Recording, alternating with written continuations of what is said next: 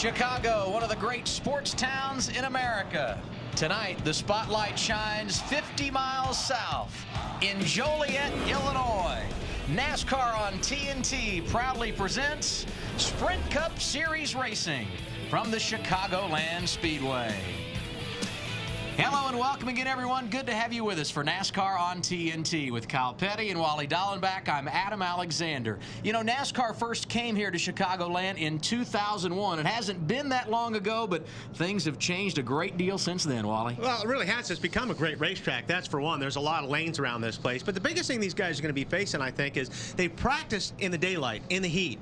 And now they're going to be racing when the track is a lot cooler. Things are going to be different. The cars are going to be a lot different. So it's going to be pretty interesting. And don't forget, the tires are different from last year. They've got a spoiler, not a wing. So there's not a whole lot of setups they can go back off of from last year. So there's going to be a lot of guessing going on here, especially the first pit stop. And there will be plenty to watch tonight, Kyle, because you look at the lineup, Kevin Harvick, Kyle Busch, and Matt Kenseth, all starting outside the top 25. How difficult for them to get to the front? There's a number of guys that are starting in the back that have to get to the front. And it's going to be hard because the first run here, as we heard in Larry's keys to the race and going green, were that there are a lot of green flag laps, and we could have the first stop could be a green flag stop. So when you got to run that first time and you're green flag and you're stuck back there in the pack and you're not making time, you can get lapped really quick here. Here's the good news for the driver starting deep in the field. 3 of the last 9 races here have been won by a driver starting outside the top 10. Coors Light, the official beer of NASCAR, is the proud sponsor of the Coors Light Pole Award, given to the fastest qualifier in each NASCAR Sprint Cup race. This week's Coors Light Pole Award winner, Jamie McMurray. He now leads with 3 poles in 2010. And now we take a look at tonight's starting grid. Joining McMurray on the front row, Jimmy Johnson, still trying to get a victory here at Chicagoland. Row number 2, Tony Stewart. He has dominated the stat column here, including 2 victories. Row 3, great effort for Sam Hornish Jr. and Jeff Gordon, trying to pick up his second Chicagoland victory tonight. Teammates David Rudiman and Martin Truex Jr. on row 4. And another one of the surprise qualifiers here yesterday evening, Paul Menard. Montoya in row number 5 as well. He had a top 10 finish here last year. We talked about Tony Stewart and how good he has been at this racetrack. Let's hear from Smoke. Kyle Petty. Tony Stewart, Kyle Petty here. Can you hear me? Yeah, but go ahead.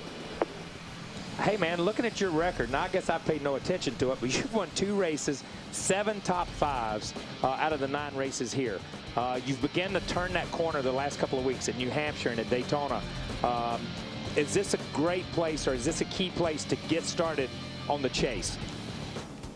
Well, I mean, we're still a ways from the chase, but at the same time, I mean, we're not in a spot in the points that we can, like we were last year. We were real comfortable where we were at this time of the year. Had a comfortable enough lead.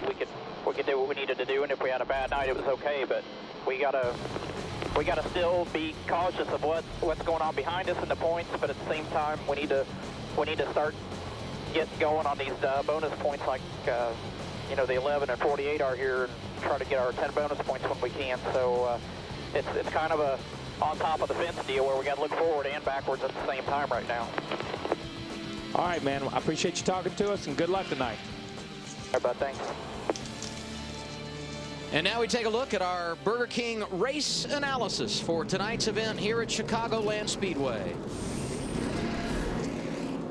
400 miles in length is this evening's event. 267 laps making up that distance. 45 miles an hour, the pit road speed. And our pit window, 54 to 58 laps, and there are no cars going to the rear. Now we get an opportunity to take one last trip down the pit lane and hear from our pit reporters. We begin with Phil Parsons. Thank you, Adam. I talked to Kevin Harvick, our championship leaders, crew chief Gil Martin, earlier today, and I said, Gil, because you have that 553-point cushion over 13th, can you gamble? He said, well, we try to do all we can do each and every week. If it gets down towards the end and we may be a lap or 2 short on making it on fuel, we may gamble in. But wait till Indy, as we heard Kevin Harvick say earlier in the pre-race show, when the engine department's going to give him a little bit extra to try to get ready for the chase. Now to Ralph Shaheen. Phil, last week, Clint Boyer left enough points on the table that he could have put himself into the chase. He was in contention for a win. That would have been enough to move inside that top 12. Instead, a wrecked race car. He's now 49 points out, 14th in the point standings. He's frustrated over that and looking to make good on that here tonight. He says he's got a good race car, and he's hungry, Marty Snyder, to get those points and to get into that chase. Well, Ralph, talking to Dave Rogers earlier today, said no racetrack penalizes you worse for a poor qualifying effort than Chicagoland. Unfortunately, his driver Kyle Busch starts 33rd today. He said they'll have to race their way to the front. And no matter what the result is, the one thing we can guarantee, it will be exciting to watch Kyle Busch come from the back to the front this evening, Matt. Marty races at Daytona and Sonoma. They're unpredictable, so it didn't cause a lot of heartburn for Denny Hamlin when he had a disappointing finish. But New Hampshire, that was a different story. That was frustrating. He ran un-Hamlin-like there, hoping to get back on track here at Chicagoland. And Larry Mack tonight and for the rest month and a half, it's all about scoring wins. He's got a healthy lead over 13th. It's all about those bonus points as we get ever closer to the chase.